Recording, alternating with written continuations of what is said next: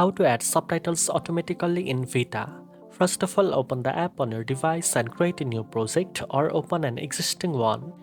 Once your video is loaded on the timeline, tap on the text option from the editing toolbar and select Caption. Next, browse through the available caption styles and choose the one you like.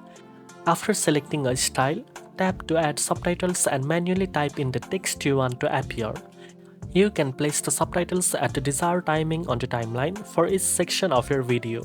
Adjust the font style, size, color, and position to match your video's aesthetic. You can add multiple captions for different parts of your video and make sure they sync perfectly with the audio. Preview your video to ensure all subtitles appear correctly. Now you know how to add subtitles using the caption section in Vita. If you found this video helpful, don't forget to like, share and subscribe for more editing tips. Thanks for watching and I'll see you in the next one.